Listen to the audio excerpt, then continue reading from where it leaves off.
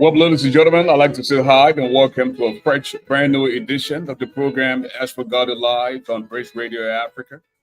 Today is July the 31st, 2023. A very special day, and I want to say congratulations to Mr. Carlos Wallace Smith as he celebrates his birthday today. Felicitations. Some heard the name and some heard people talk about it. As always, Father God, want to give you praise, want to magnify your name. We plead the blood of Jesus over this broadcast and for all of us as we come to you tonight. The mastermind, the broadcast commissioner, Africa's media do extraordinaire. That now you know me calling. Welcome to the show.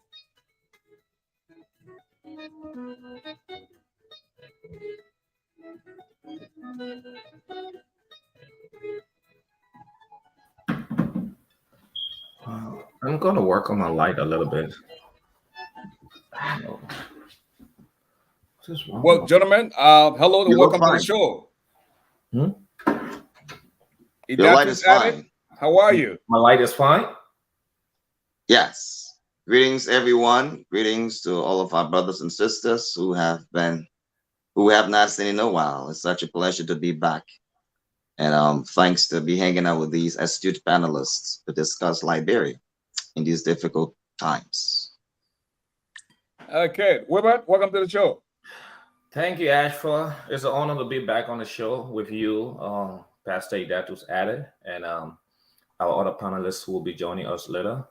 It's an honor to be discussing the future of Liberia, and especially during this time that we are approaching a very crucial elections. So it is an honor being on. Thanks. And we are here. Idatus, as we wait for others to come in, give us the political menu for the night. Well, certainly the Honorable Joseph Imamboyga is in these United States attending different functions, his granddaughter's wedding. And, we certainly are concerned about what's happening at home. We're nearing elections, proliferation of text messages and social media wars between opponents of Joseph Boyka, as well as surrogates and advocates. And quite frankly, the investment climate in Liberia, consistent with the State Department's report on how our nation is being hindered as bribery, rampant corruption, poor regulatory systems, and legal challenges, hindering foreign direct investment in the country today. So as it stands now, this is what we're faced with. We're just several days away from elections now, come October 10th. We'll be deciding our next president. Hence, the heat is on. The debate is roaring. Surrogates are commenting, and such is what it is in these times of elections. Thank you. Okay, folks, if you just joining us, please don't be selfish tonight. Share the video, share the link, and ask others to join the platform as well. Daniel Zle, how are you? It's been a long time, my brother. I see the guy here calling himself Kwemba Do Wesen. Kwemba Do Wesen. How are you? Been a minute, my man. And Howard Bed's also in the in the building tonight. Mr. Philip EP Woods II. Hello, welcome to the show. Tell the folks about yourself, my man, in 2 minutes. Mr. Philip EP Woods II is a Liberian business. I'm an entrepreneur. I am an advocate for Liberian businesses with emphasis on the Liberianization policy, a policy that was crafted by the late President William R. Tauber, a policy that was intended to lift Liberians from the mat to the mattresses.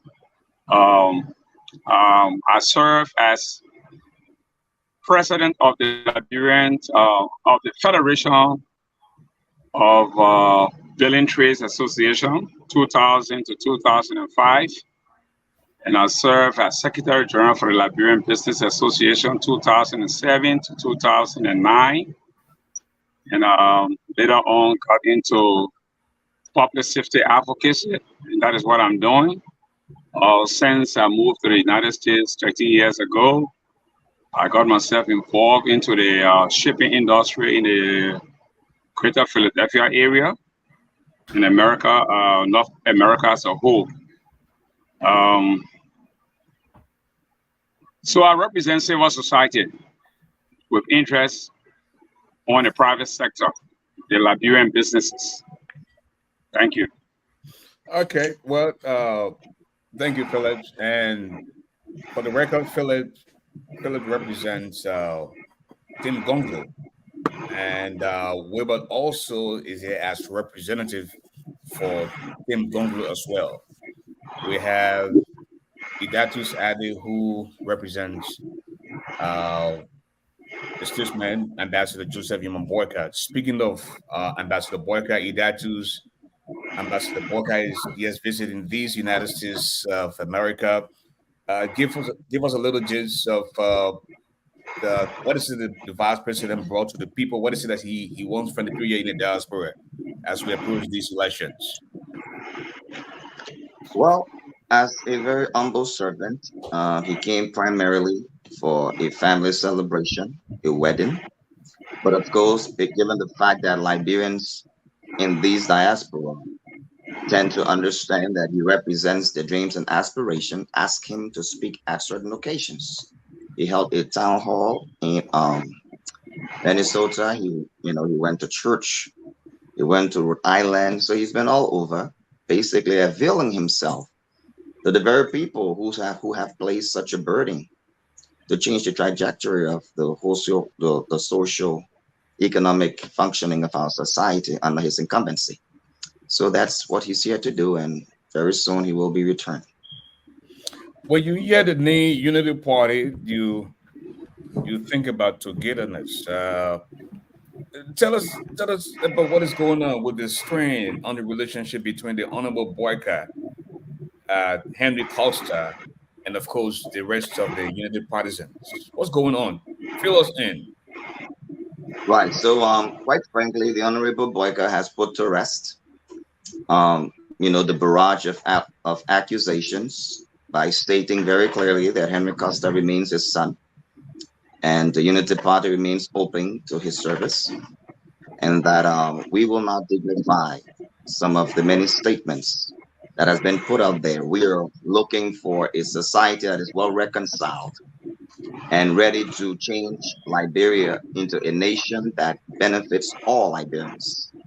So the strain, quite frankly, isn't from that of the honorable statesman, but his son, who is, quite frankly, expressing his thoughts concerning the relationship, among several other things. But we are focused on the very big issue.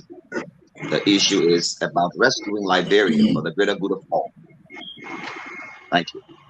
I'm pretty sure Mr. Wood doesn't see it that way, because I saw your post over the last few days, Mr. Wood, referring to members of the Unity Party as being ungrateful. Yeah, I say they are very deceptive. They say one thing and they do another thing, and the name and the attitude of the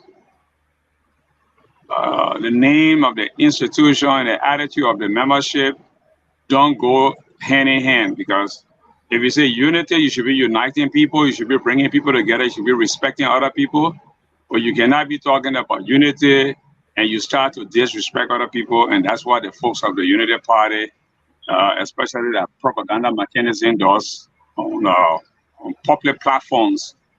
And many a times we allow these things to slide by. There's something wrong with the narrative that opposition, we should have opposition unity, we should have opposition collaboration.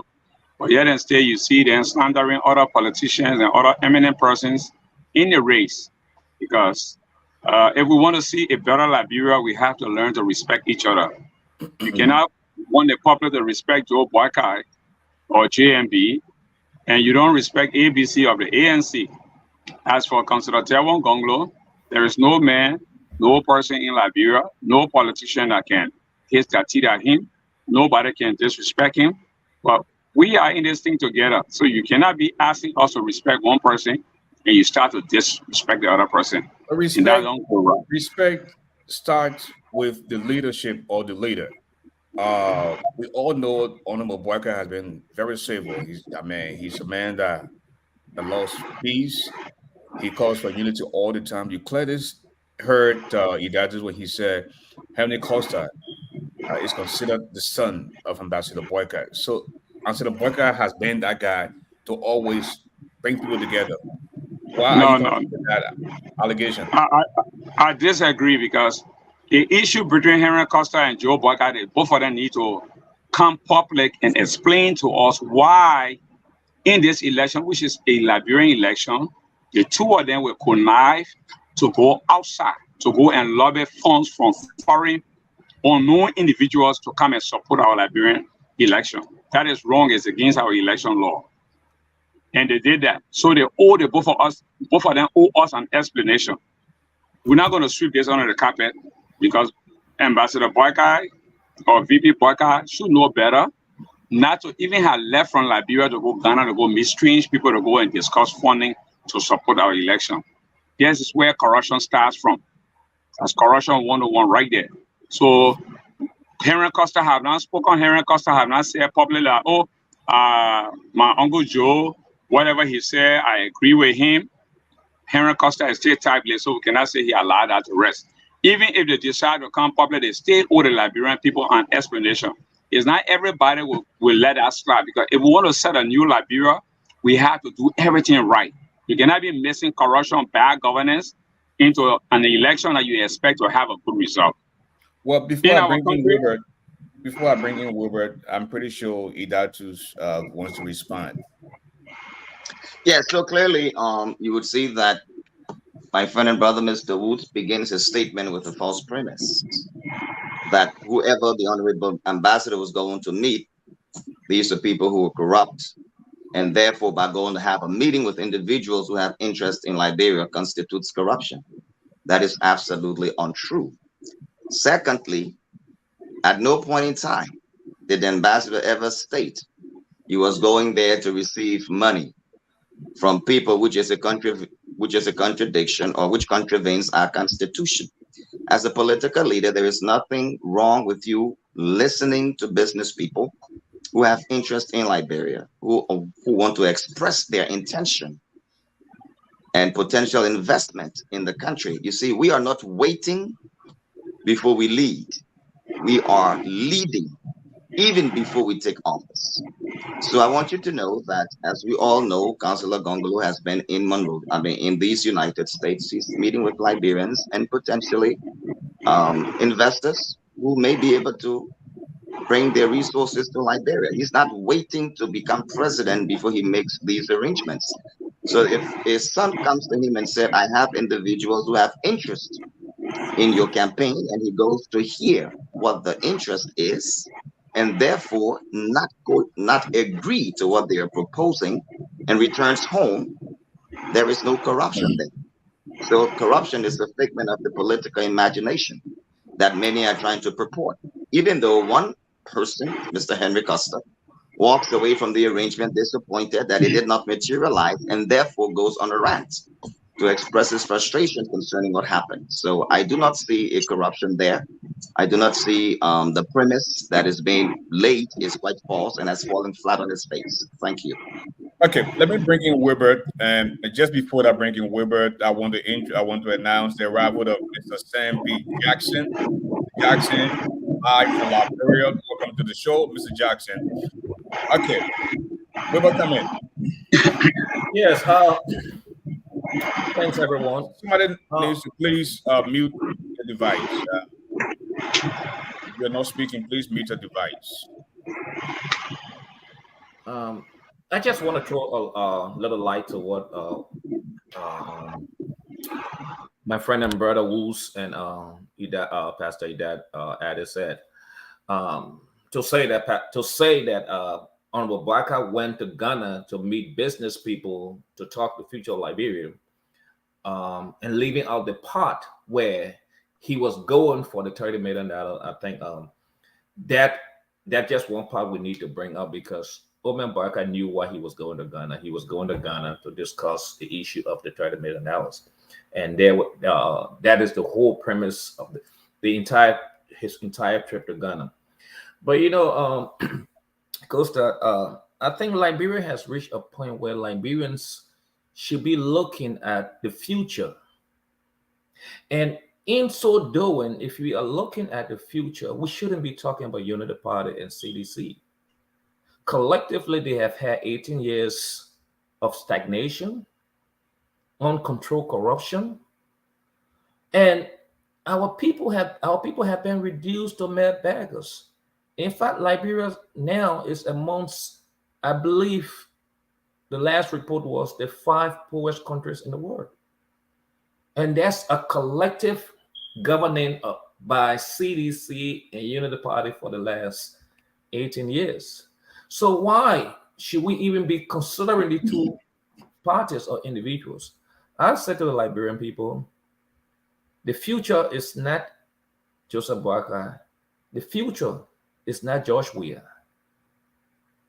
Looking at the candidates in the race and their track record, I would say the future is Councillor Tawan Gongo.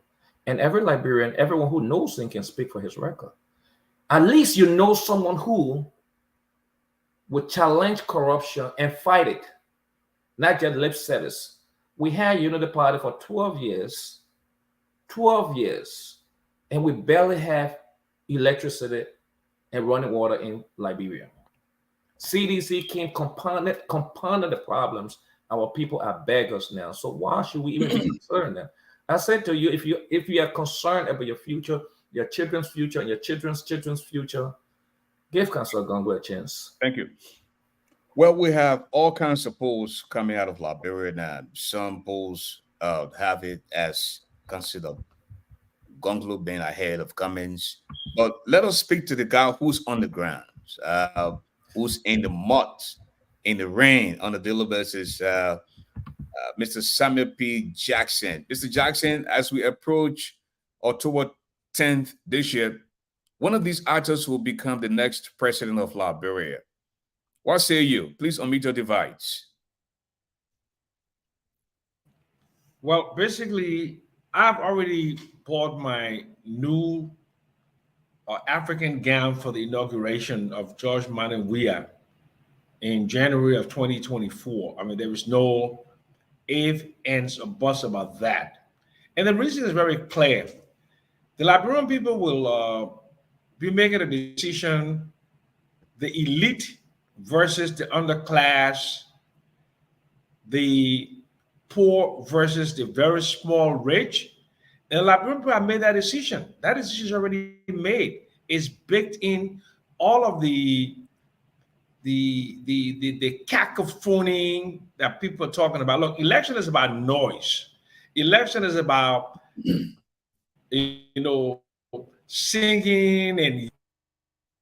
But the reality is that in 2017, the Liberian people made a conscious decision to end elitism in this country, to end the think about the privileged versus the underprivileged.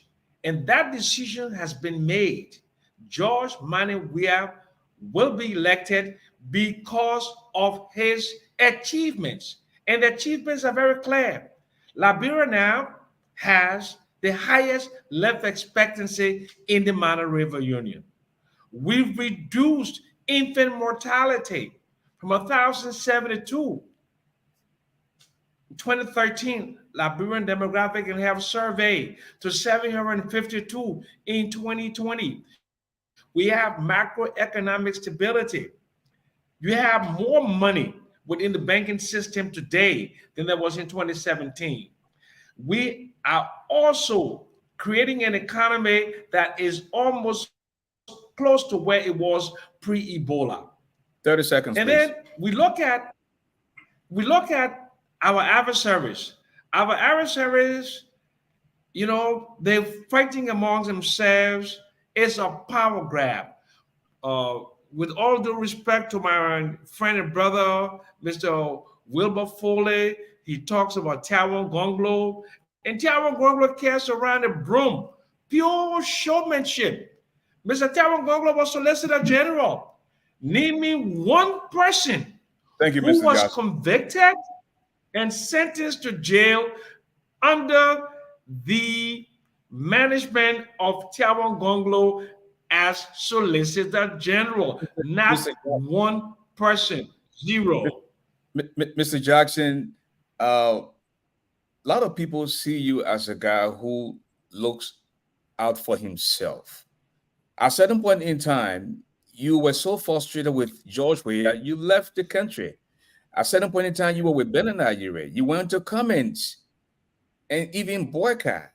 Now you are right back with George Weah because, again, it's all about Sam Jackson. Sam Jackson will get for himself and not think about Liberia. I want you to respond to that. Then we'll go to Idatus about you're wearing your gown in January 2024. Mr. Jackson? Okay, so whatever they're talking, I don't even really give two flying freaks about what people think about me. This is the reality.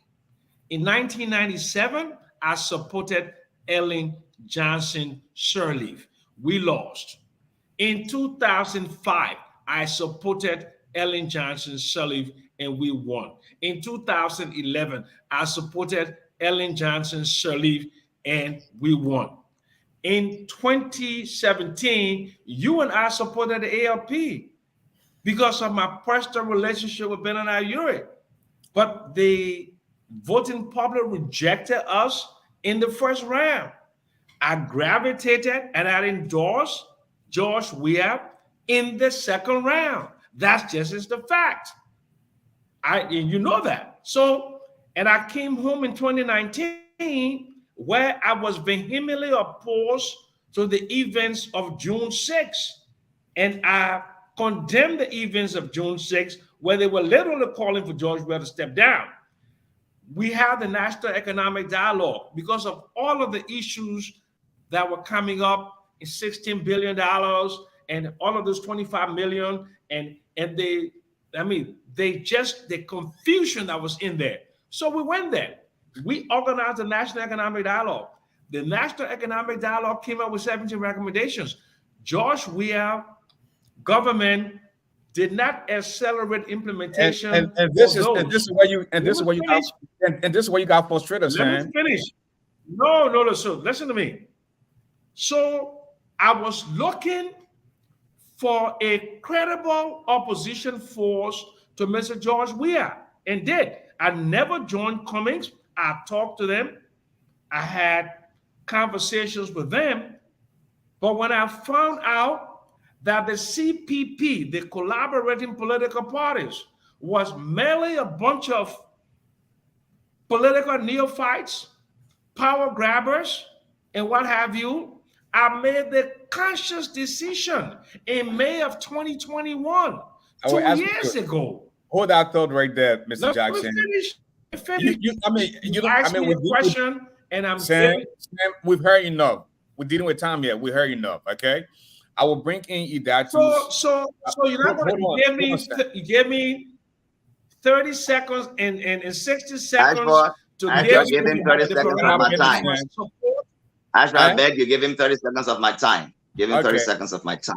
Okay, Sam, you can continue, but let us welcome Ms. Josephine Marshall. Ms. Marshall, welcome. That was your weekend. So let us demolish the false narrative. Let us demolish the blatant lies that I joined. Did you see me as a part of the CPP?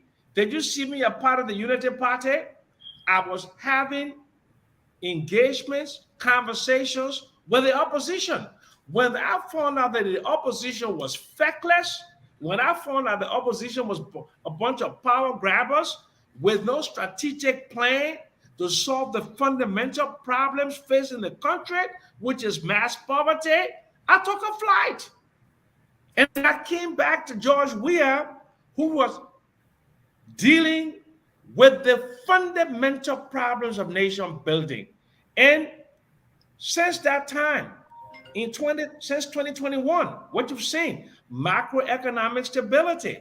You see what? A decrease in inflation. You've seen that. You've seen the growth in domestic revenue mobilization. You've seen other tangible benefits as opposed to the feckless opposition. Okay, Sam, that's enough. Sam, other. Sam, that's enough, Sam. Thank you. I would like to answer. Hold on, Wilbert. We can do that. We'll bring Idatu. Sam is getting ready. His boss is bound already. Something about Councilor Gongo. He asked a question. Okay, when your time reaches, okay. you can address it's that. Okay, but it's okay. Let Wilbur speak. I'll come in after Wilbur. Okay, please, Wilbur, go ahead. All right. I listened to Mr. Jackson, and I think I don't know Mr. Jackson is speaking in theory, because what he explained there doesn't appear to be something that exists in Liberia. So I'm kind of confused. I don't know which country Mr. Jackson is speaking of. But to address his concern, where he said, as Solicitor General, Councilor Gongo did not persecute one single person. Well, that's false. Councilor Gongo persecuted the former head of state, interim head of state, Julie Bryant. No, I never said, and I said prosecuted and sentenced. Julie Bryant. Jail. I'm naming it now. No. I said prosecuted and sentenced to jail. And because I'm just prosecution is a process. Okay. When you're prosecuted, so you must get a conviction. Yeah, I said prosecuted and convicted, and the individual is in jail. Sam, please do not interrupt the man. Okay. No, but I just want that clarification so he understands exactly what I said.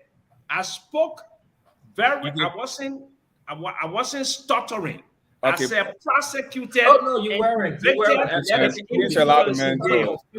to which country you are speaking of, because the narrative you gave tonight doesn't reflect the reality in Liberia. So maybe CDC has those things in theory.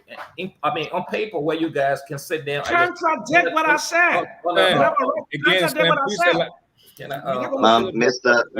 Mr. Jackson, we protected you. Please allow him to finish.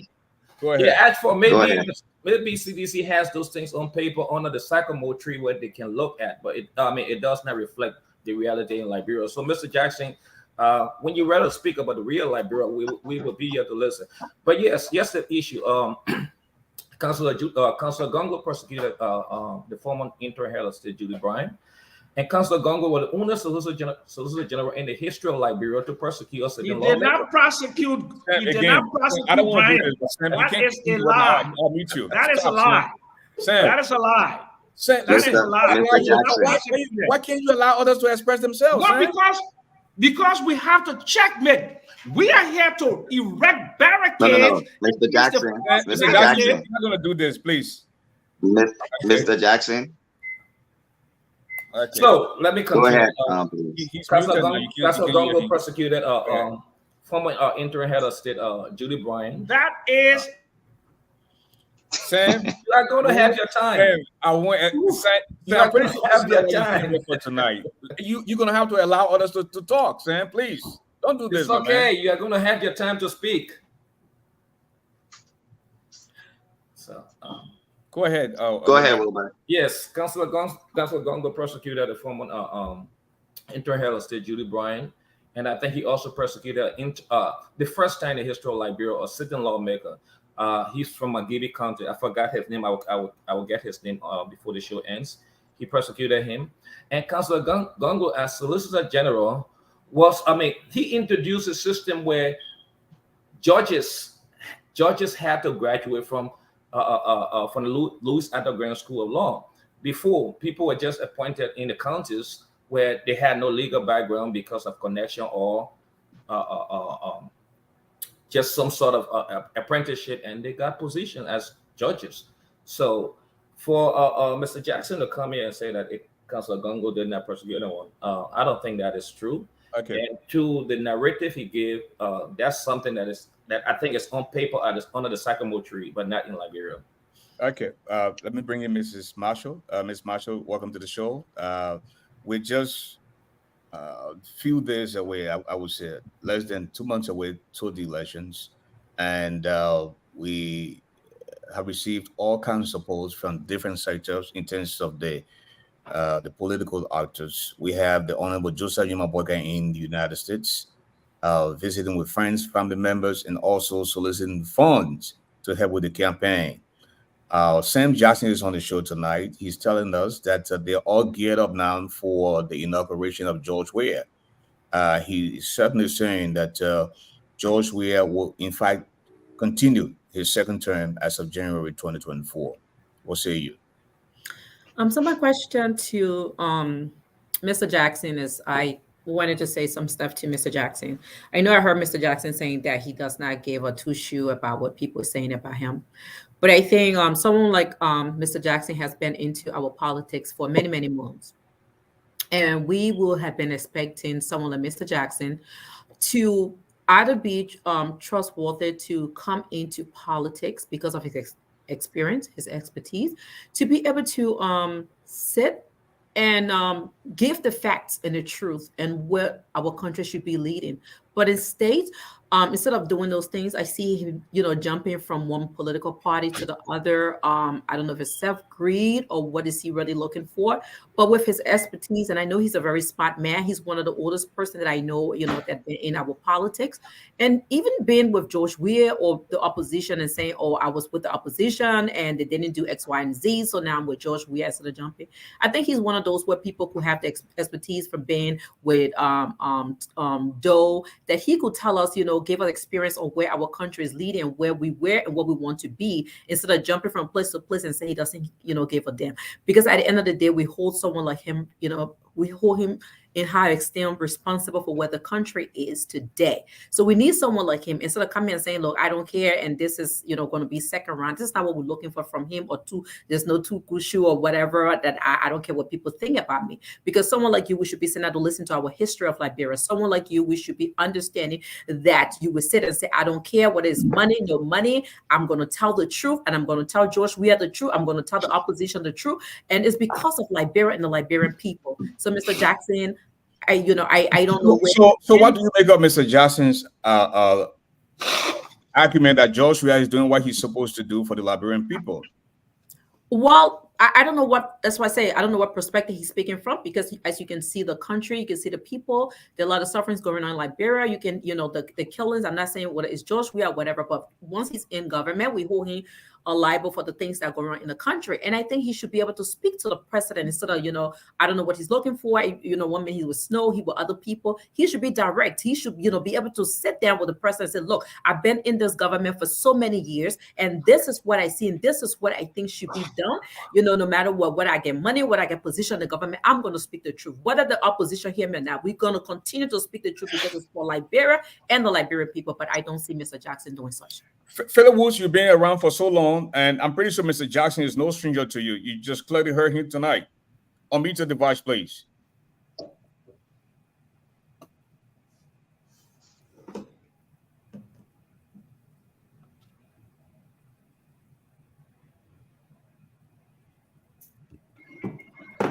Oh, forget. Oh, I'm sorry. Okay. Yeah, Sam is a big brother. I've been knowing Sam since 1980. We live in a community together. We were kids, Sam P. Jackson in Conga Town. So I'm very familiar with that name. And I had the opportunity to work with Sam when I was serving as Secretary General of the Liberian Business Association. When there was a need to enforce or seek the support of the Ellen Johnson Sirleaf-led government. Sam was one of the guys that I reached out to help us with his consultancy. I guess he did what he could do, being an economist. But politically, Sam just introduced himself. With all due respect, Sam just told exactly who he is.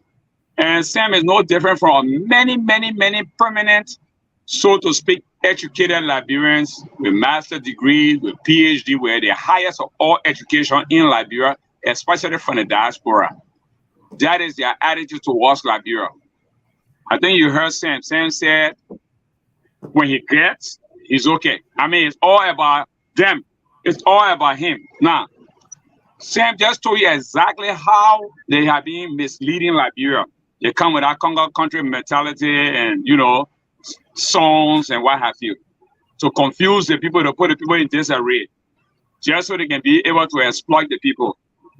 So, I mean, nothing else I can say. With all the respect I got from my big brother, but what he demonstrated here is exactly who he is.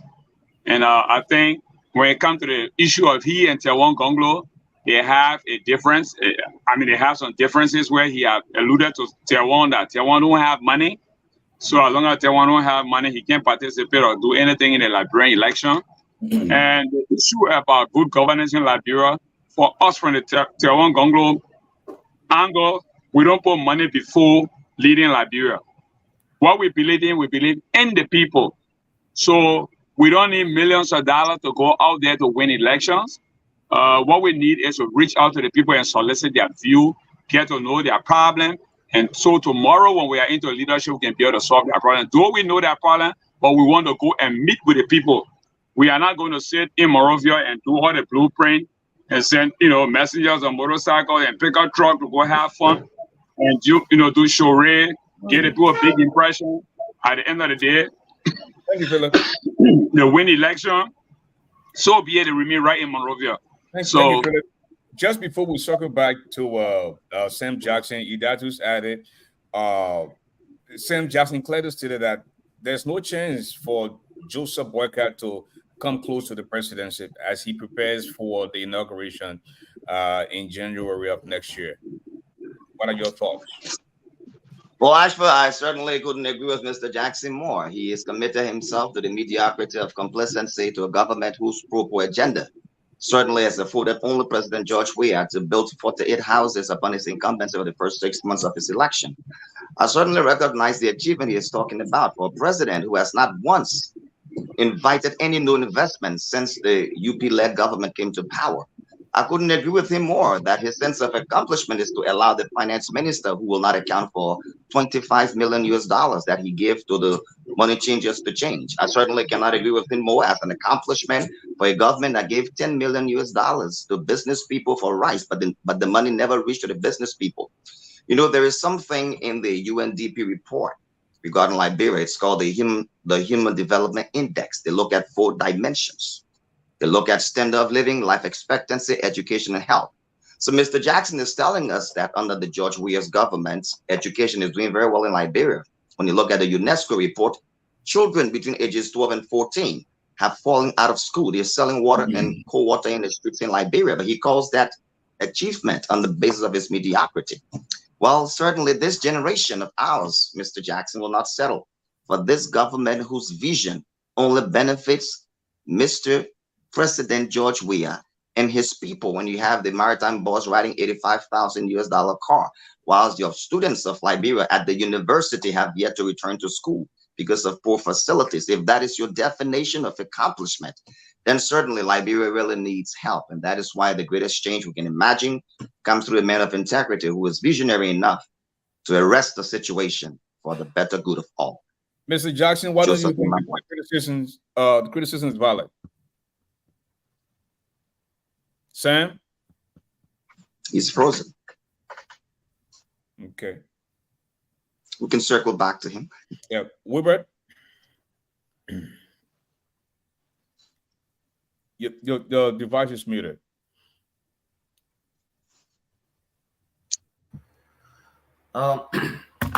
It's unfortunate Mr. Jackson just went off, and I'm troubled by what we heard from Mr. Jackson today, because I think the people in Liberia are very disappointed hearing Mr. Jackson say things like this. And just another reminder, Councillor Gongo prosecuted, he was the lead prosecutor for Charles Judah. He persecuted Charles Judah and he was sentenced. So the issue here is this: Liberians have the choice to continue with bad governance or decide to go towards the future.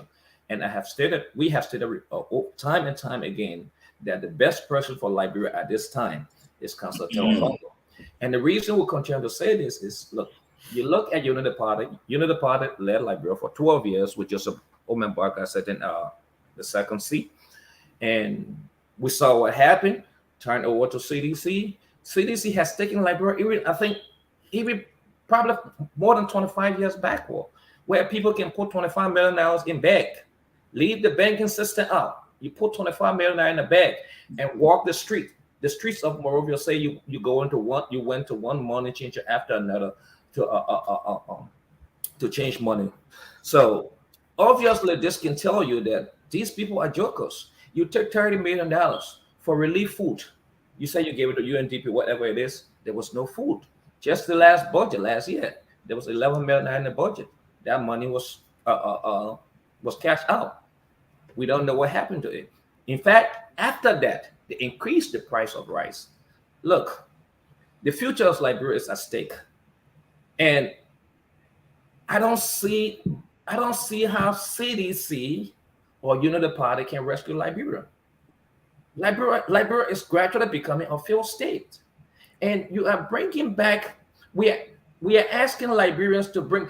Joe Weah is out of the question. CDC is out of the question. He should not even make it to the second round. Liberians should not even give him the chance to make it to the second round. And when it comes to Omen Barker, I don't think he has the capacity to govern Liberia. Bringing on board the same batch of Unity Party people who led Liberia the last 12 years. So combined 18 years, these people threw Liberia backward. Let us give someone with integrity a chance. And that's Councillor Gongo. Mr. Jackson is back. I can tell him that Councillor Gongo prosecuted Charles Jude in addition to the others I just named. So he has the track record. I think he's the best option. I'm just appealing to Liberians to look at the candidates in the race. This should be an easy something. Thank you. Easy something. CDC has the money. Let it pass it around. Eat their money.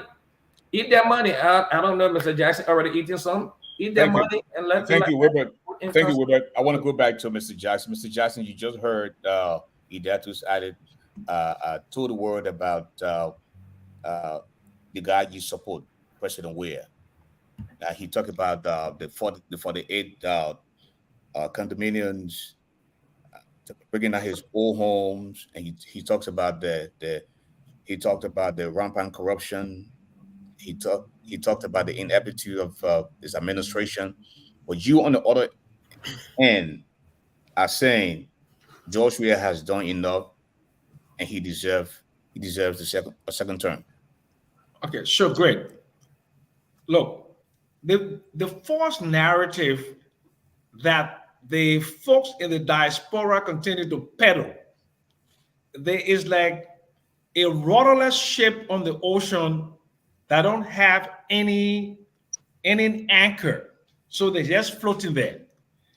The lies. Let me demolish these lies systematically. Okay, first of all, let it be very clear that I've only worked in my entire life in Liberian government 3.5 years. April 12, 1980 to February 1981 were done. And I returned to the United States. I went back to my career as an investment banker. I did not return to government until 2002 for a year and few months on a tailor until August 11 when Charles Taylor left. I did not work for any interim administration. I did not work for the Ellen Shalifa government. I was a consultant. So let's demolish that one lie. The second lie is that there have been no investments brought into Liberia by George Weah. Let me name just those companies that have asked for concessions. Nimba Rubber Incorporated, Golden Sifka, Mano Palm Oil Industries, Hummingbird Resources, Bao Chico, Iron Ore, $500 million, MedTech Scientific Limited, Tricom Liberia Incorporated, Star Cement, Under the Ellen Johnson Sirleaf Unity Party government, there was one cement plant. There are now 4 cement plants in Liberia. Okay? Modern mills, okay? Jetty, rubber processing plant, right? Liberty Investment, G5 Plus, Duraplast Liberia, Liberia American Poultry Incorporated, GPMLL. So those lies will be demolished. Those lies. So to say that no investment came to Liberia is a lie. Almost $1 billion worth of concessions were asked for, was signed. This does not include the services industry, where, for example, a modern Hilton is being built, and you know that.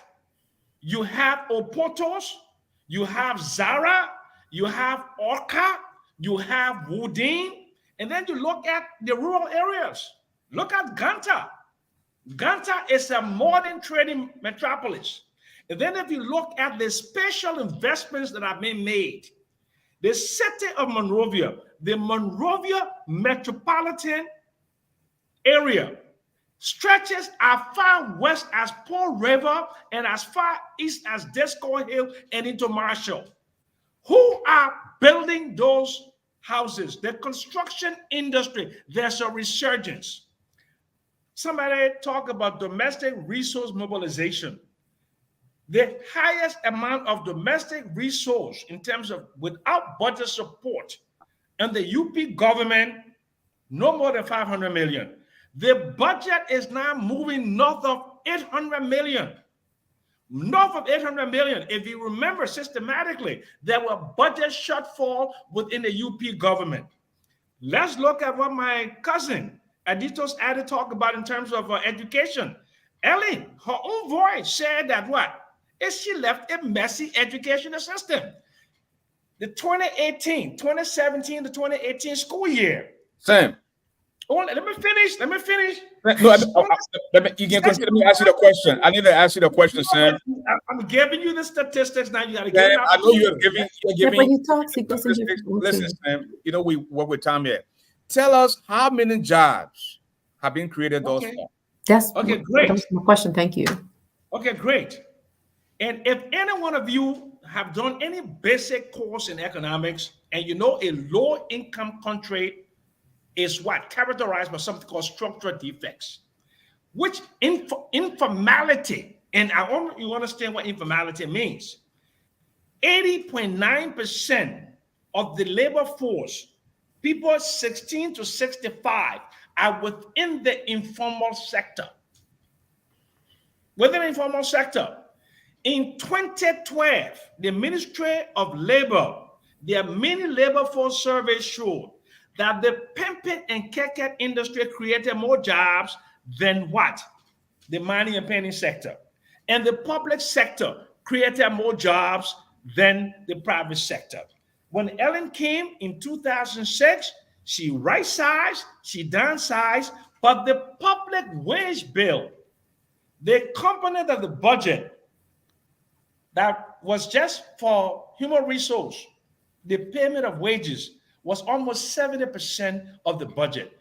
She took the absolute number of employees on the public service wage bill to almost 70,000. To almost 70,000. So let's get back to informality to explain that to the ordinary people out there and the students of economics.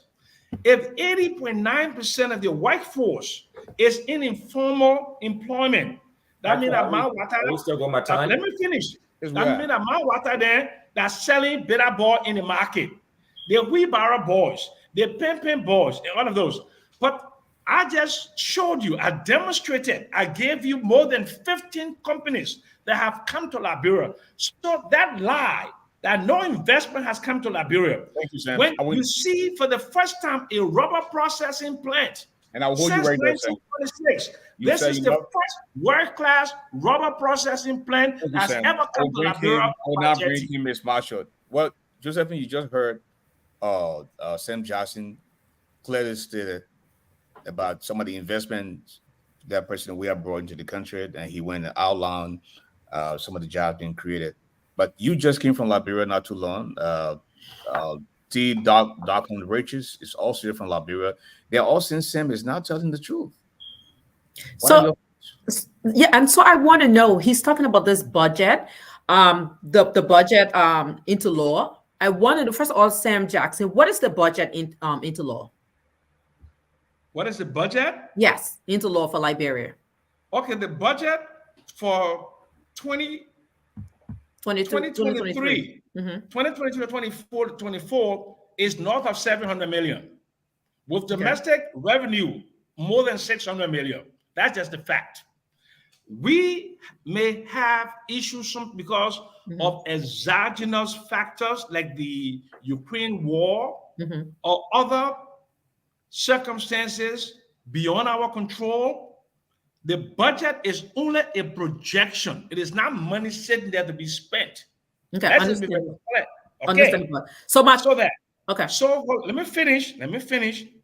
There is no budget in the world where there's 100% of the projection that is made. The budget is always budget in terms of budget. There's always some small marginal difference within the budget. And what you want to do on a consistent basis is to keep that margin of error at a bare minimum. That's what you want to do. Thank you, Sam. Okay. So Thank you. So, Mr. Jackson, Sam, she got it.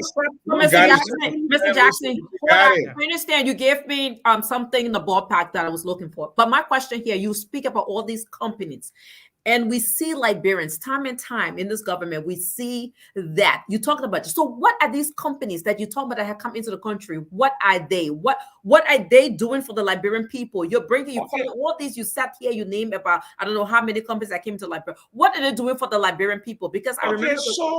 So let me ask you. Let me just throw that question back to you. No, I'm asking you. You cannot throw it back to me. So I'm asking you because you are saying that under George Weah, Liberia is doing really well.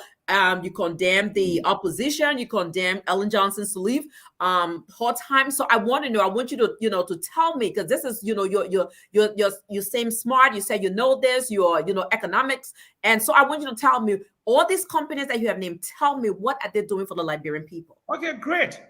Do you accept the fact that under Ellen there was only one cement company? Now we have 4 cement companies. You accept that? Yes or no?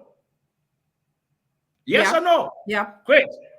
So do you accept the fact that it's a rubber processing plant that is going to give us value addition, that are going to integrate Liberian rubber production into the global rubber commodities exchange? Do you accept that? Yes or no? I'm not sure.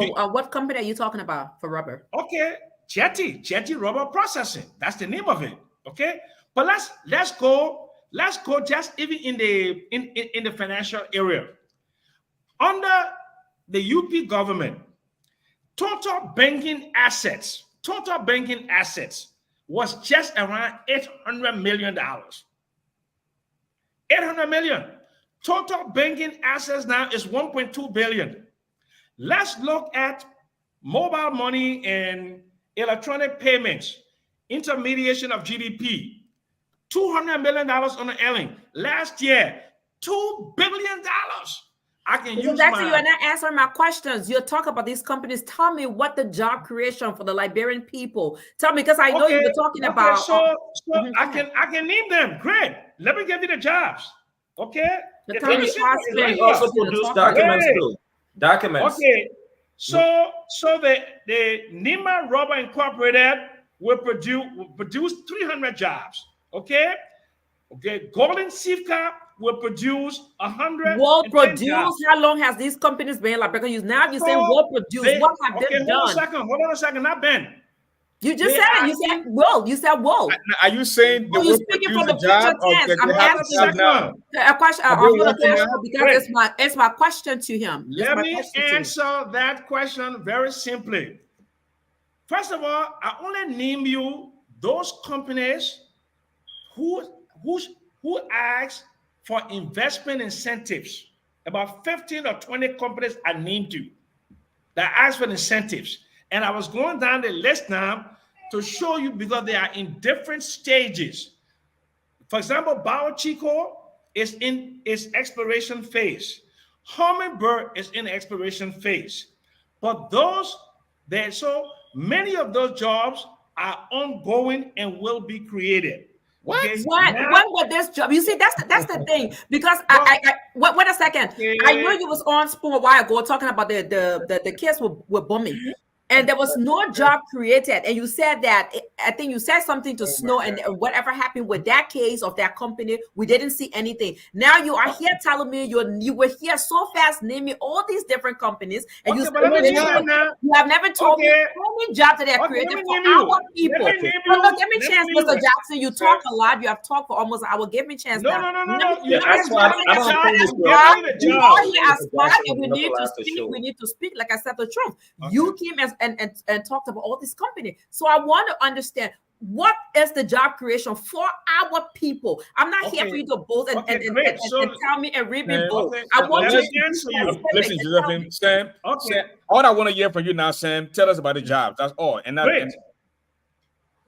for those companies that asked for concession, 5,000 jobs were created. When and where? 5,000 in Liberia.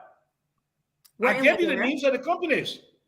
But let's go down the list. It's very simple. It's very simple to go down the list. I have the list here. Okay? If you want me to go down the list, I told you. Okay? Nima Rubber Incorporated, 300 jobs. Okay? Golden Sifka. Okay? In Maryland, 110 jobs. You mean job that will be created, correct? No. Most of these jobs have been created. 90% of the jobs have already been created. Just the companies that have asked for concession. And I try to explain to you that 80.9% of the labor force is in what? Informal employment. We have a structural defect, a problem with what? Wage employment. People that go to work, they get a wage, they get a salary, and they have benefits. That is the definition, the classical definition of what they call a low-income country. 80.9% of Liberians work within the informal sector. They may be selling Doka Flair in the market. They may be selling waiter market. They may be driving pimping. They may be making cornbread. No, selling Doka Flair is not a job that is created by the government, Mr. Jackson. Okay, so this is not a job. You talk about marketing.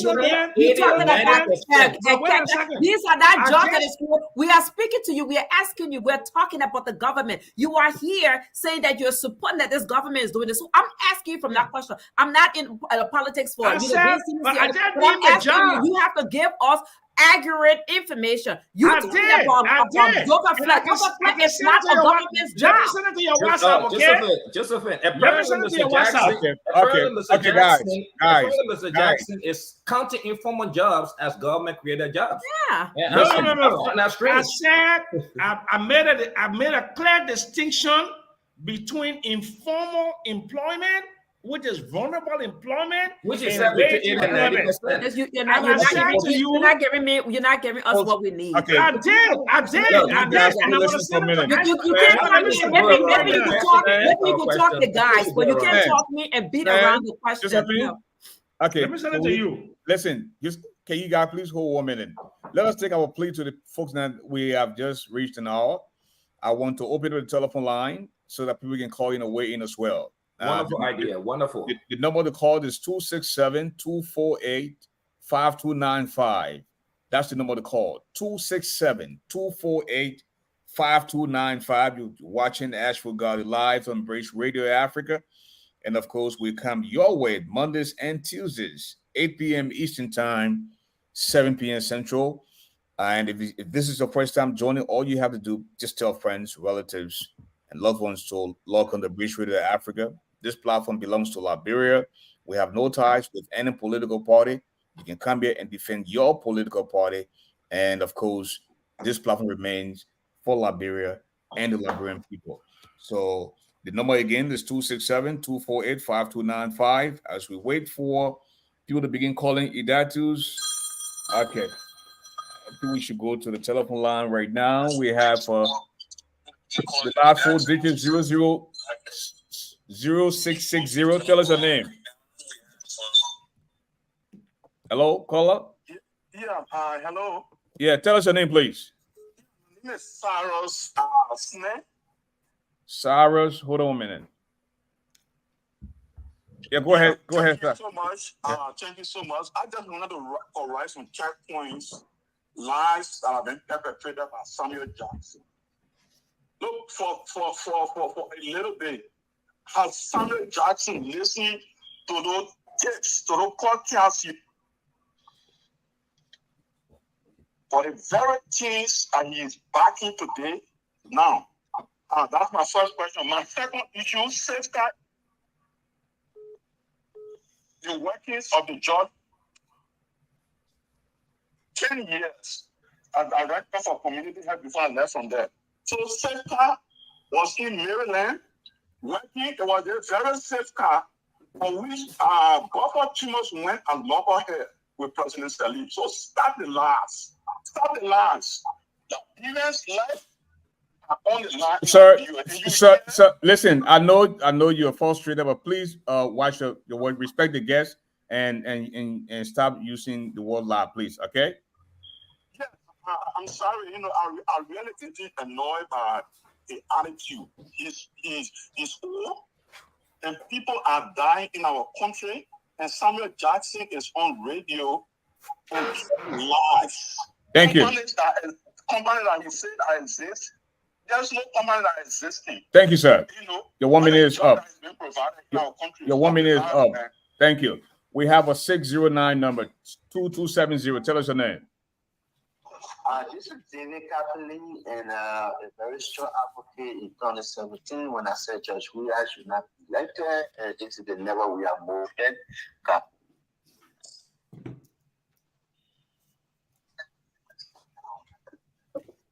Go ahead, Dave. It's been a long time, Dave. Go ahead. Welcome to the show. Yeah, first of all, let me just say to my grandfather, Mr. Jackson, and I'm so embarrassed. I'm embarrassed because Mr. Jackson is one of the guys that wrote. You wrote a very good book. Let me credit him for that.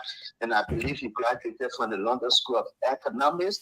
And I believe Mr. Jackson have paraded his young wife on Facebook and other social media platforms because he is retired.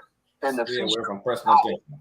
He's retired in the United States and he get benefits in this country. Thank you, Dave. About that. And listen, just because I don't have my qualities. 30 seconds, Dave. Please. We have others called in. 30 seconds, please. Yeah, I will use my 30-second wisely. Okay, go ahead. Just because it don't happen to you, don't say it don't happen to people. Mr.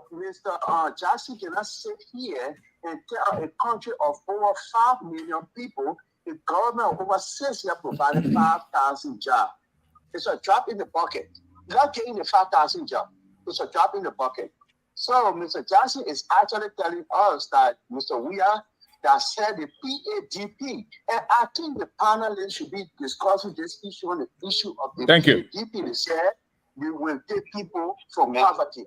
Let Mr. Johnson tell how many people that are taken from poverty. I rest my case. Thank you. Thank you. And we have a 202 number, the last 4 digits, 3069. Tell us your name. ASHFORD, thank you for accepting the call. This is Ambulal Mohammed. I'm representing Councilor Tier 1 Congo's movement. Okay. Some correction, just to make Mr. Jackson understand on the path of you, I study economics. I specifically studied for my graduate degree, agricultural development economics, American University. So the reason why I said that was to make you understand where I'm coming from. It's not necessary, but let me say it. When Samuel Jackson wants to talk about investments in Liberia, there's a difference between investment diversification or diversification of portfolio and attractive investment in the country. What is happening in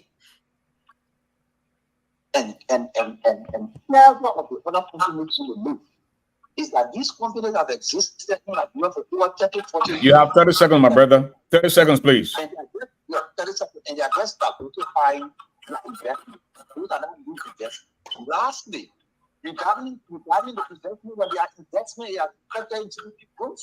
What is the growth that has been growth investment of your business? The business what then before sales, the company is about 52%, and typically almost 70% of that 52%. Thank you. Thank you, my brother.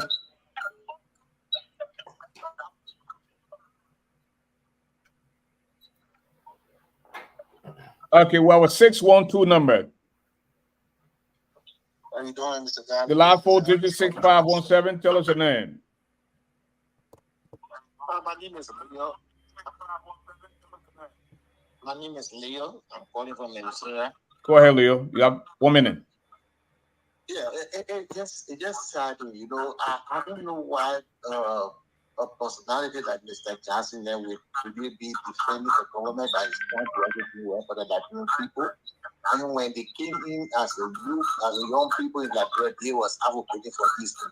But I understand right now, like somebody was saying, maybe he just want to be on pension or any government that come in to defend them when they are not to be defended. Because if there's a job created in the country, you see the effect on the economy and on the city. So thank you very much. I just want to say. Thank you. Okay, we have Mr. Herbert Fish. Hey, so the callers, please mute your device because I can't hear myself. Mute your device, please. Herbert Fish, you're live. Can you hear me now? Yeah, go ahead, Herbert. Oh, okay. Yeah. I just have a comment for Mr. Jackson, man. You know, it's so embarrassing that he will sit there with a straight face and embarrass himself because it's shameful. Even Haiti, with all the crisis that Haiti is in, Haiti is still considered richer than Liberia. You have other African leaders who's progressing. You're talking about the Brexit nation, and the list goes on, goes on. But you got people from the real corner that will just come on this different show with a very straight face and have to lie to the people. And the interesting thing is, you're not even noticing that he's embarrassing himself. You understand? Because you're talking to people who's very, very intelligent on our field. Then you have actual listeners that's listening to you. So you need to stop. Stop it. Thank you, Herbert. That's all I got to say. Thank you.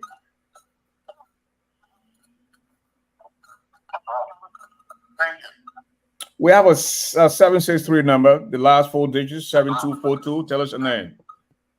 How you doing, Mr. Garley? This is Elvis from Minnesota. Elvis, how you doing? Okay, the other person with the 204, please tell him to meet the device. Meet your device, please. 204 number.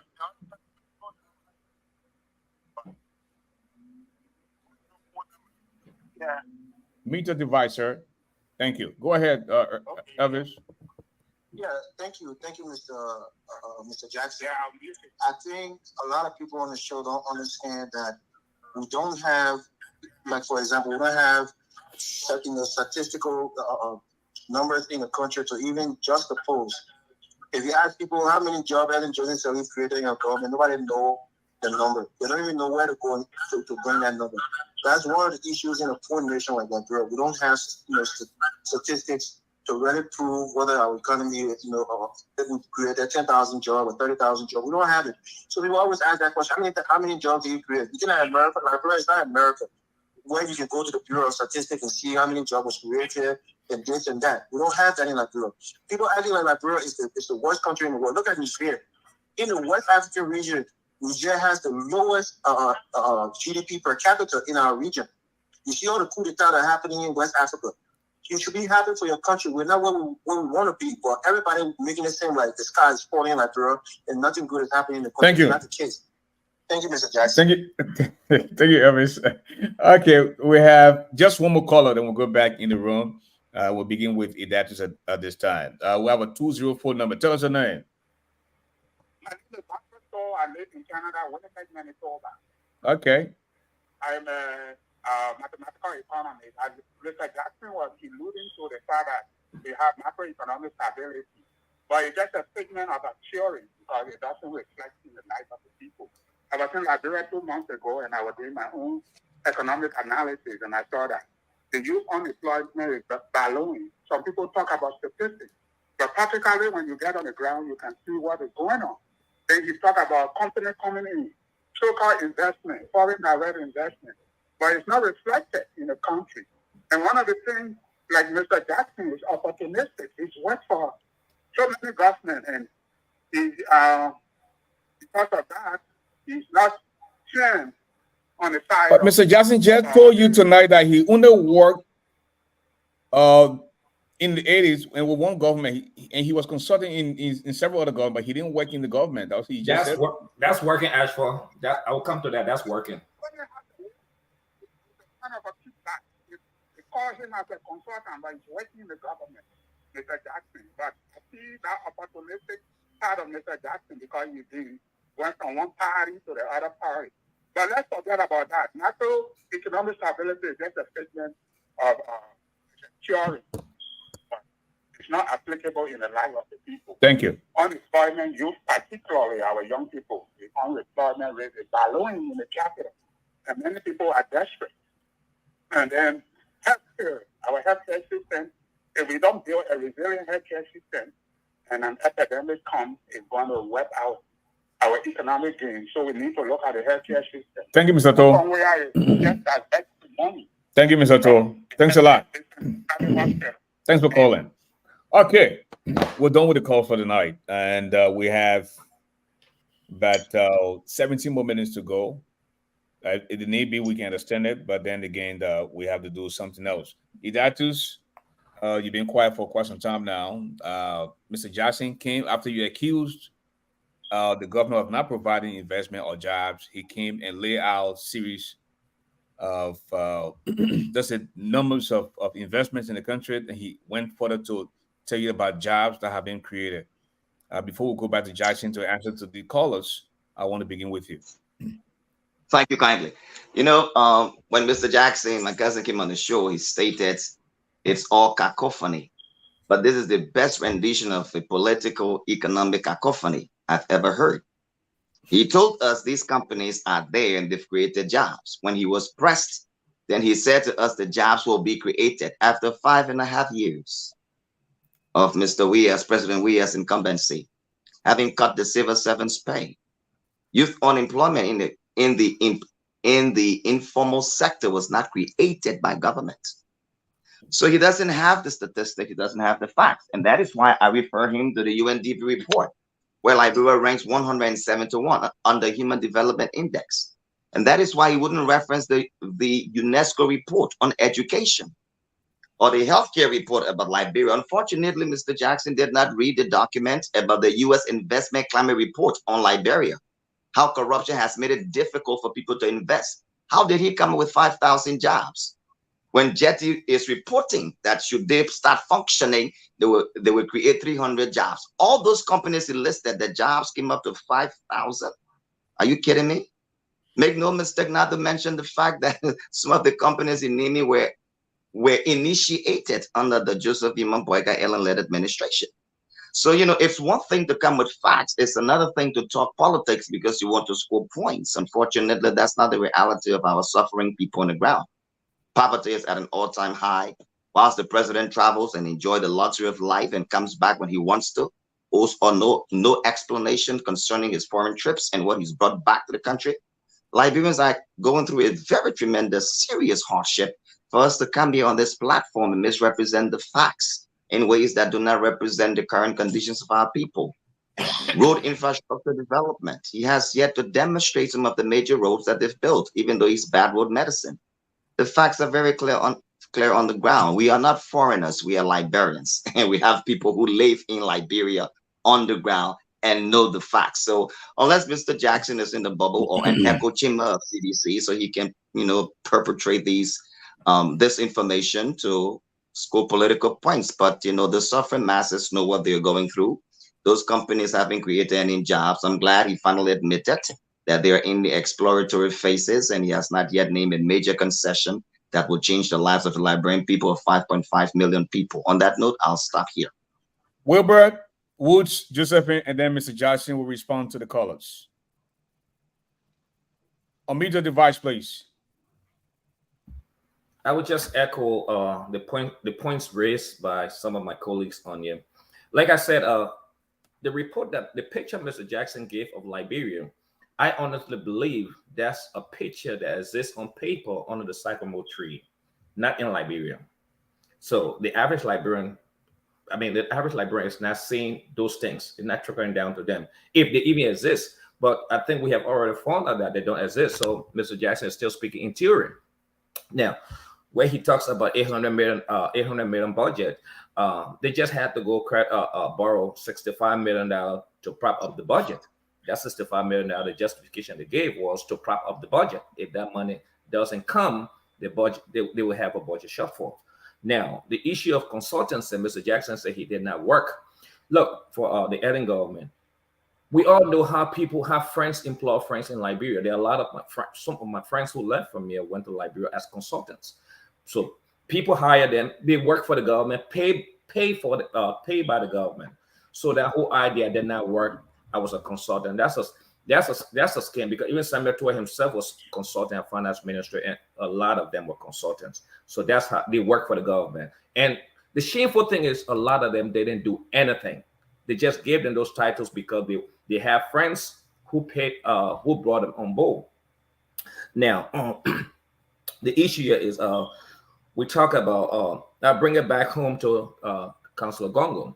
You look at the record of CDC. I mean, there's not even no comparison, because when you look at the government of CDC, I will tell you the truth, because I don't even know if this is a government. I think this is a group of Boy Scouts trying their hands at governance and refusing to learn.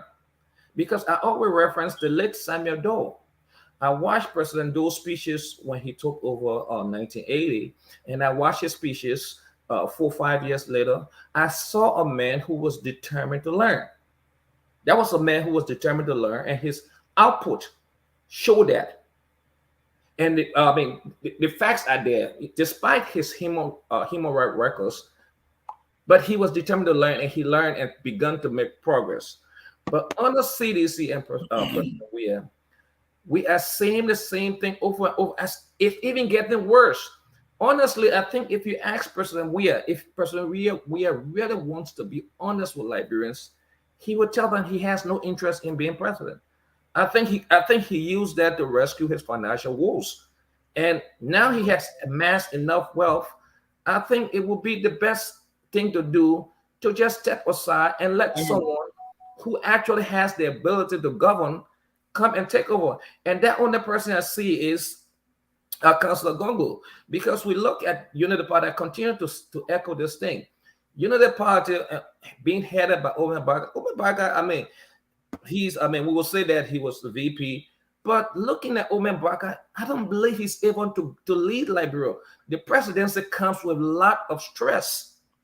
It comes with stress, and I don't think he's able. So he's on board the same batch of Unity Party people who led the country for 12 years. Some of them are broke now, coming back to amass more wealth. So I'm appealing to Liberians, give someone with a track record. Councilor Gongo worked as Solicitor General. He was the first Solicitor General who prosecuted a sitting lawmaker. He prosecuted Julie Bryan, the former head of state. He prosecuted Charles Jewell. When he was appointed as Labor Minister, 1 year into the position, he disagreed with the president and resigned. She turned around, appointed him at Post and Telecom. He declined that position. This man has a track record. Thank you. Give him a chance. Unlike Mr. Jackson here explaining theory that exists under the sycamore tree. Thank you, Wilbert. I want to bring in Woods.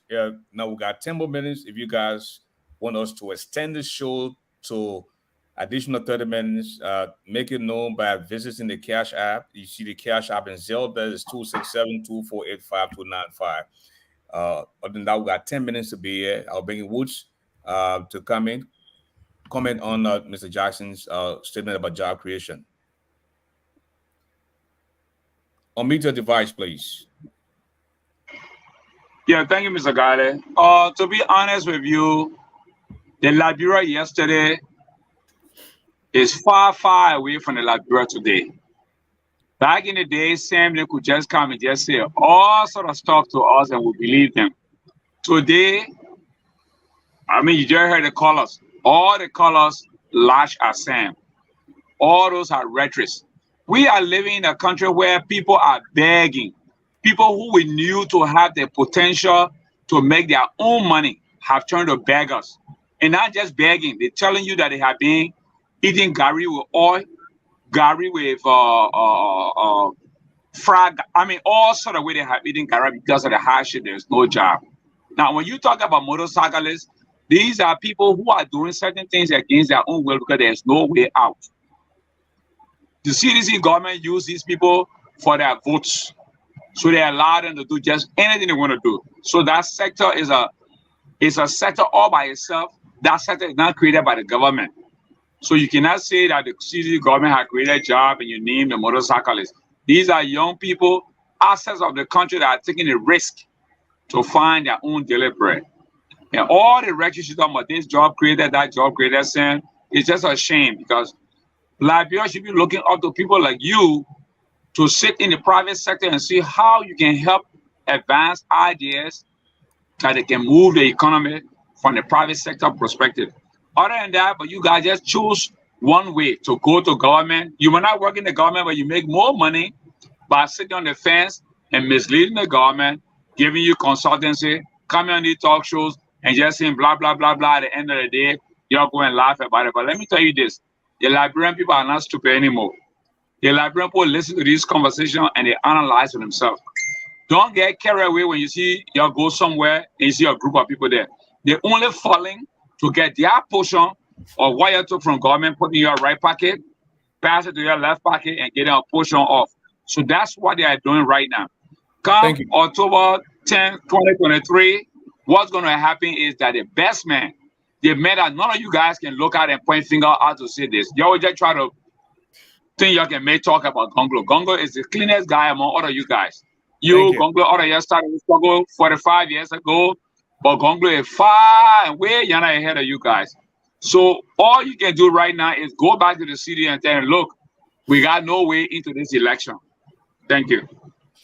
Ms. Marshall. Thank you. Again, thank you to Mr. Jackson and everyone that's here. Mr. Jackson, my questions, or I'm going to ask you those questions, not actually beating on you because you're bringing in the information. And, when you named all those companies and I asked you, what job they created, you couldn't, tell me about the job. You talk about, infusion terms of, jobs creation.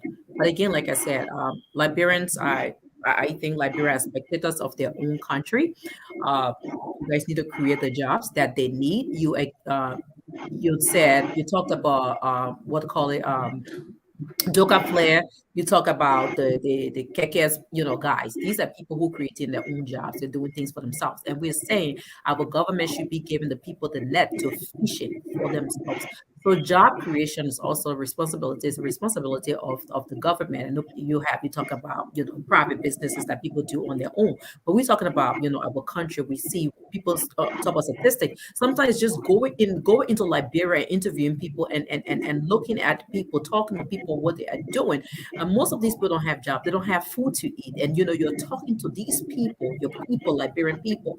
We talk about, there are people here, people beat down on Liberians in the diaspora, but the people who want to send things in Liberia, it's so expensive. You don't even know who's sitting in the back. How are you? I went to Liberia. You talk about the COVID, during the COVID, they're collecting this money. Okay, all this money. You already have a COVID vaccine. You go to Liberia, they're still asking you for money for COVID vaccine. What is going on? What are they using this money for? Where are they putting this money? We talk about the health sector. You, Mr. Jackson, you have the privilege to be able to go to Ghana if something happens to you or come to America. But what about the poor Liberian people?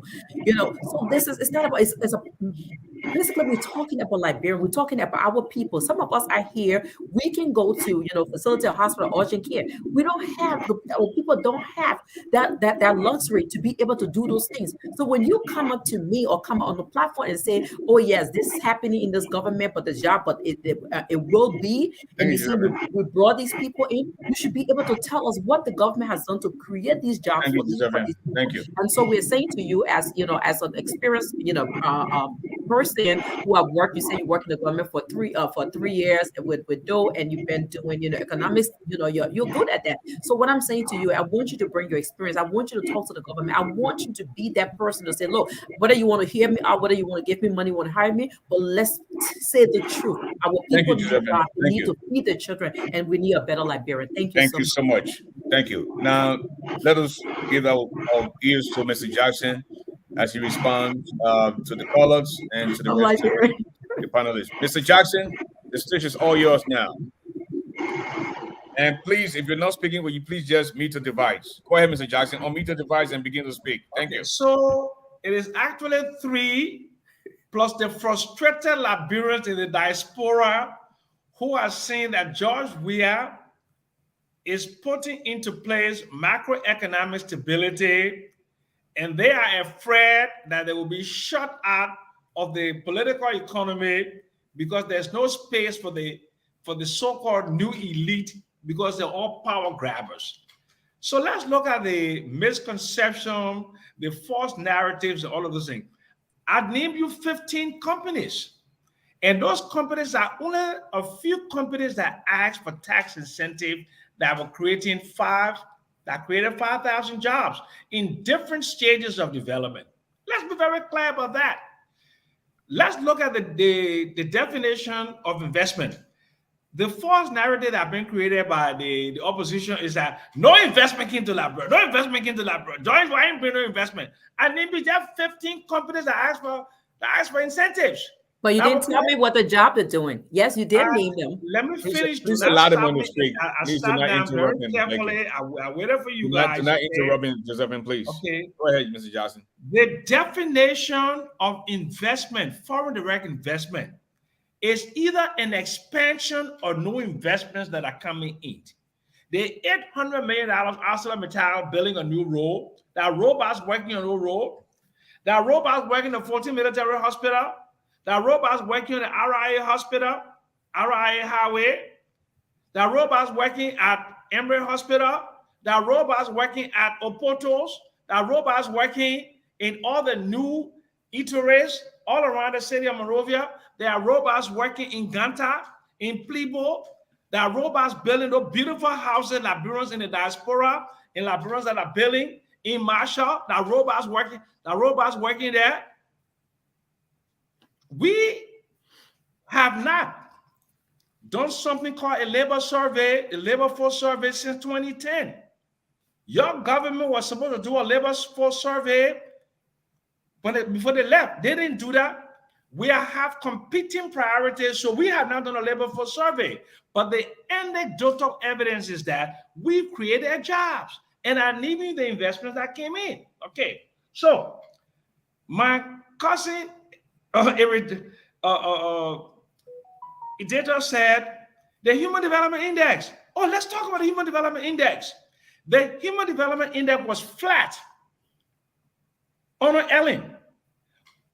Liberia in 2022 was only one of 10% of countries on the globe that saw an increase in the Human Development Index, 0.481. That's clear. Liberia has the highest life expectancy. That's human progress in the Mano River Union at 64.1 years. Let's look at the number of deaths, Ebola versus COVID. Ebola, nearly 5,000. COVID, less than 500. What are you talking about? Huh? So, what are you talking about? A lie that Judy Bryant was prosecuted.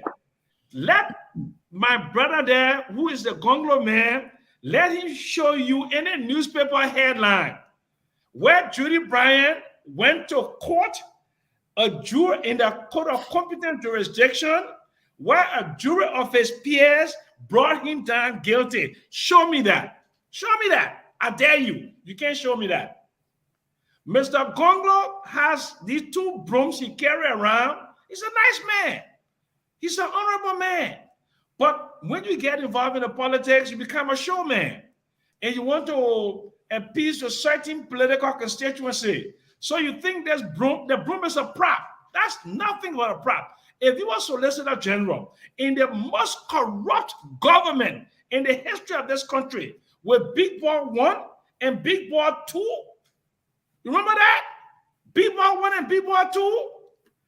And you have a man who was called Big Boy 1, Alex Tyler, in the Joseph Burger campaign. Vanny Sherman, who was sanctioned by the United States State Department. Then you want to talk about corruption? When in 2011, Liberia was listed as the most corrupt country on the planet by Transparency International. Come on, guys. I know you guys will come to power. Mr. Jackson, one second. One second, Astro, please. I just want to say something, Mr. Jackson. You said my government. That was not my government. Never been in government. With Ellen Johnson was never in Liberia for that. But I want to tell you. I never said you. Okay, and another question, another thing I want to say to you. Don't forget COVID. You have pandemic and you have epidemic. So when you are talking about COVID and Ebola, hope you know what when you speak. Oh yeah, okay, but great. So don't say because don't compare that to say you're defeating your own purpose. You're defeating your own purpose. No, I didn't. You said COVID was world round. So guess what? America, you're talking about the whole world. They were fighting on the for the epidemic. It was just in Africa. So when you're trying to give these numbers of I'm just saying to you, going back to the health because but let's look at Ebola. How many deaths were there in La Côte d'Ivoire versus Liberia? Tell me. What was the case fatality ratio between COVID and Ebola? Let's talk about it. Mr. You Jackson, have to bring forth. I want to say a big thanks to you. I mean, Tom has started with us, and we'll begin taking closing statements now. I will begin with you, Mr. Jackson. In 1 minute, give us a closing statement. Look, I, as a real economist, not a Babati economist, can I tell you that George Weah has a magic wand and all of a sudden he's going to wave it and poverty will evaporate? Liberia is a low-income country, one of the poorest countries in the world. Serious challenges and deficiencies, structural defects, roads, and electricity. The previous administration, $357 million went into what? The energy sector by the Millennium Challenge Corporation. Only 88 megawatt of the dam. Total electricity capacity by 120. Only 10% of the population had access to electricity. Today, how much? More than 30%. Look at the cost of electricity on Ellen, the UP, Joe Walker Dam, 55 cents. Right now it's 19 cents per kilowatt hour. Look at the savings. Let's talk about rice. We kept the price of rice at $13 for almost 50 months. And only because of the crisis in Ukraine that you saw the price of rice, we had to give up the subsidies because the budget could not afford those subsidies. That's just a fact. Do I believe that George Weah is a perfect government? That the CDC, have I criticized them before? Have I called their names? Of course I did that.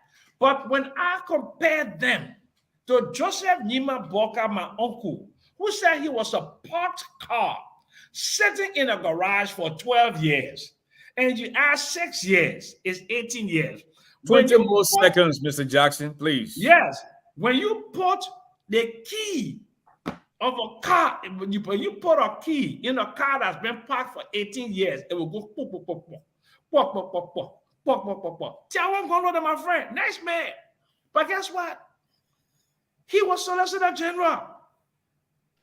His surrogate there, Foley, is lying. Judy Bryant was not prosecuted. Judy Bryant was arrested and charged, but was not prosecuted. There is no one person that Tiawan Gonglo successfully prosecuted with a jury kingdom with a guilty verdict. And that person was put thank into you prison. to you, Mr. Jackson. We hope that you can come back some other time. Time has cut up with us. We want to go to Mr. Foley now for his closing statement. Mr. Foley. Unmute your device, please. Once again, I listened to my I don't know how to call him, father, big brother, Mr. Jackson. I think Mr. Jackson is a natural comedian, and I like him already. So because what Mr. Jackson is portraying here today does not reflect what is happening in Liberia. I think you calling me a comedian? Once again, that reflects. Once again, that reflects a comedian based on the information provided, Mr. Jackson. No disrespect to you. I would just no disrespect to you. I was just referencing the information you provided because that does not reflect what is happening in Liberia. One minute you came here and said CDC created 5,000 jobs. The next minute you said they will create 5,000 jobs. So those are not factual information you provided. And the audience here, I mean the callers, even check you on that. So that's why I call you a comedian, but it meant no disrespect to you. But again, so when we look at, he said Julie Brown was not persecuted. Councillor Gongo actually charged former head of state Julie Bryan. You cannot call me a comedian. I am not a comedian.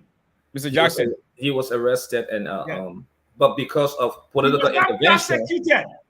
He was Mr. not Jackson, prosecuted. Mr. Jackson, we allow you to speak, please. You know, but you know, ASHFORD, when I was in Liberia 2017 doing the second round of elections, don't allow him to call me everywhere, Mr. Jackson, Mr. Jackson. Tell your guest not to call me. You invited me here for him to call me a clown. I think I cleared that already. Why I said. Mr. Jackson, sorry. Let's make progress. We apologize. Let's make progress. Mr. Jackson.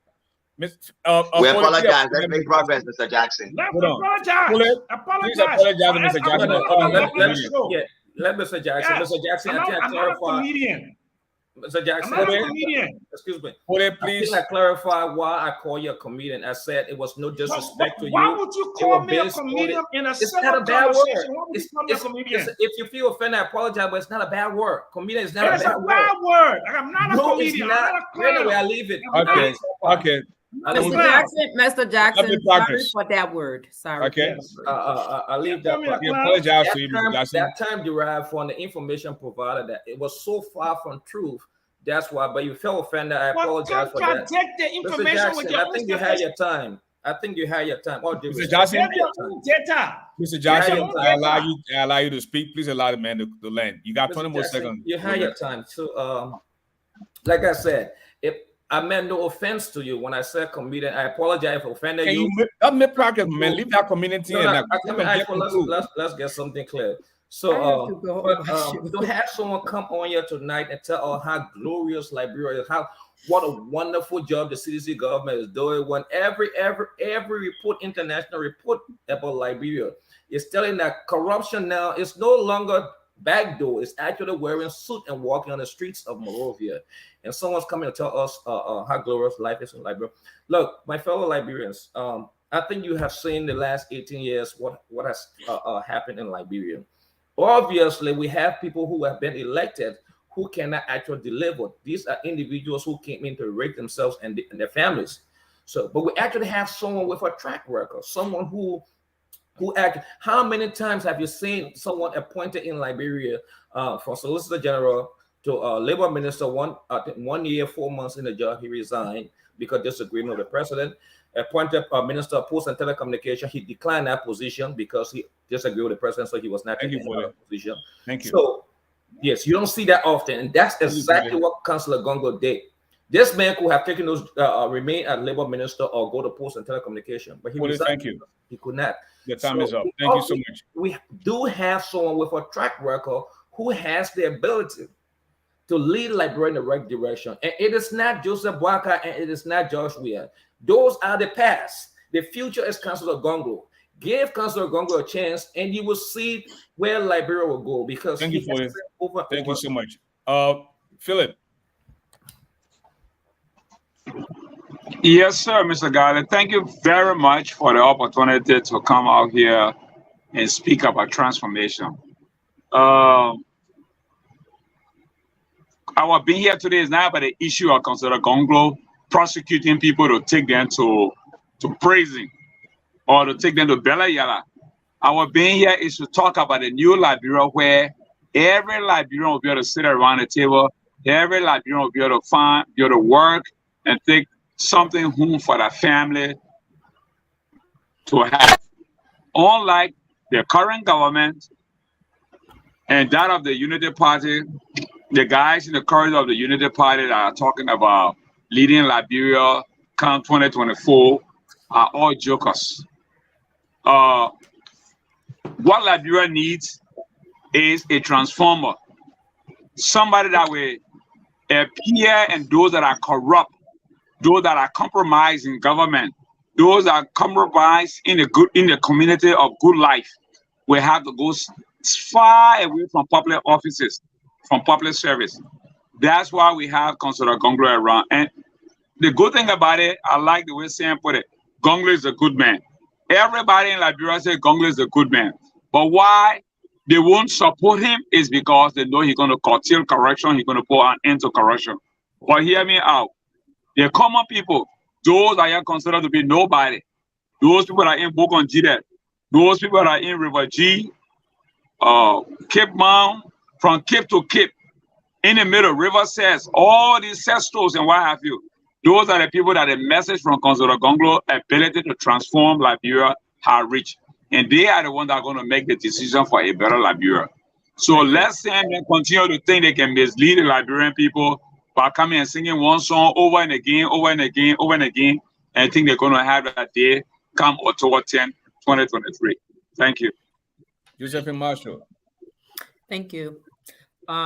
Again, it is the Liberian people that are going to be going for another 6 years. Mr. Jackson came and gave us these data and information on jobs, creativity for Liberians. And I didn't hear anything about these jobs. And then he tells us about, it's going to be created in the future. And we're talking about, what they've been done now.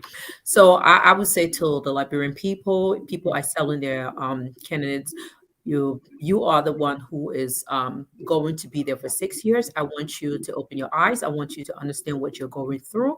And I want you to be the one, because you're holding that one card in your hands. And so as people are selling their candidates, you're going around, you're looking at people, you are there, you are looking at this government now, what they're doing for you, health-wise, you're talking about jobs, you're talking about, a lot that is going on, your children, schools, so you are the one, not those of us that are here. You are the one that's going to hold that card, and people here that are also going to vote.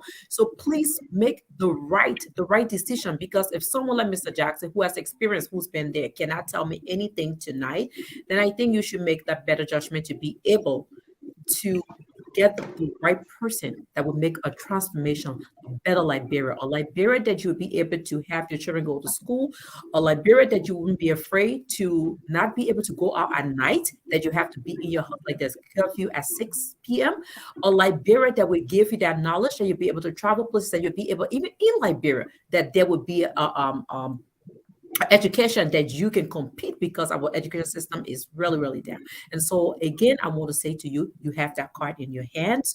Please use it for the best. Please use it to save lives, your children's life, your life. Don't allow someone like Sam Jackson, who comes here and just want to vote around, and don't give us the right story. So if you're going to vote, please Thank vote. you, Josephine. Thank you. Idatus Ade. My fellow Liberians, our generation is being threatened by illiteracy, poverty, lack of education, poor health care. But I like to talk to the civil servants. 70,000 of you work for this government, oftentimes show up to support because you've been forced to. Your salaries were cut under the disguise of harmonization. Our hospital system is at a poor, very poor condition. Government officials travel abroad to get health care, whilst your young boys and girls die because you don't and cannot afford.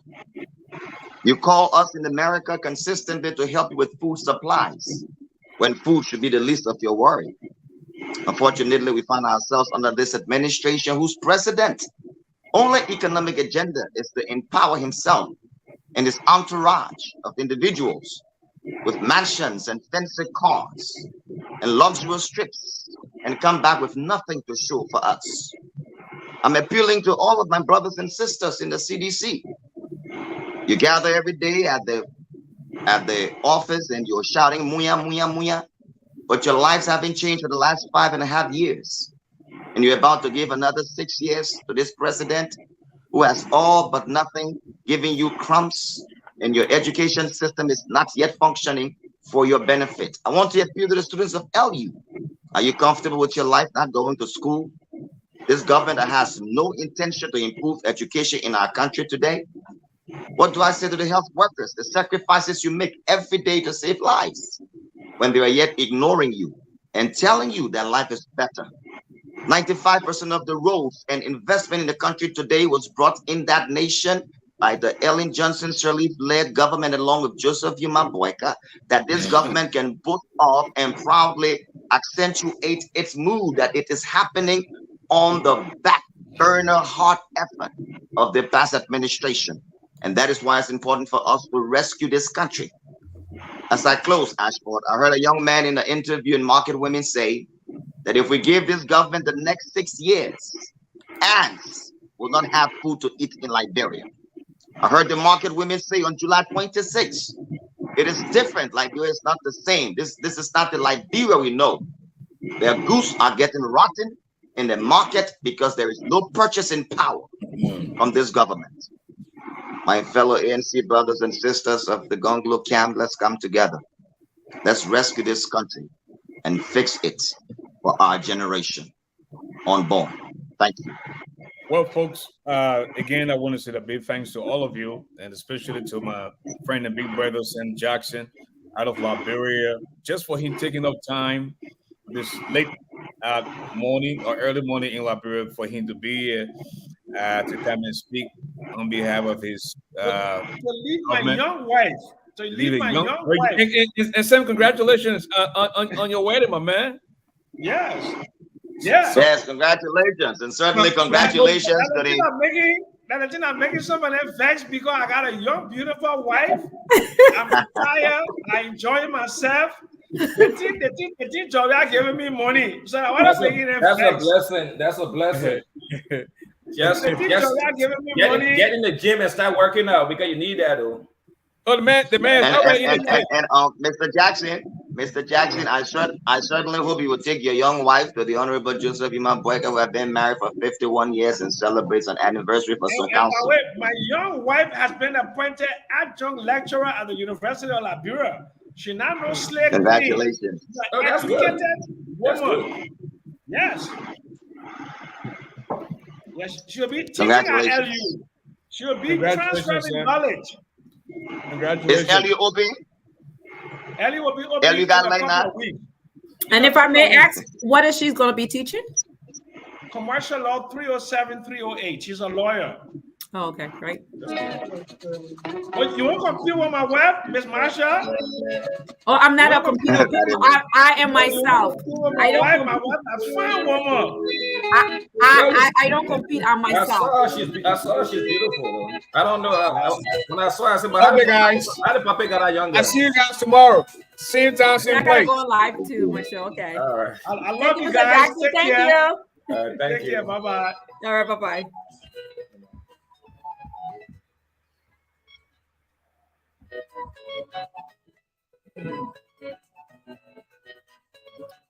Well, folks, that's all the time we have to do with you tonight.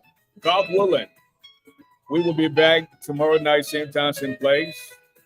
Until then, please allow me to borrow the wordings of the wise man. Tough times don't last, tough people do.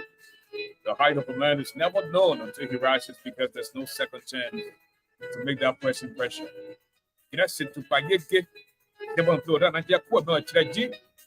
Africa's media, do extraordinaire.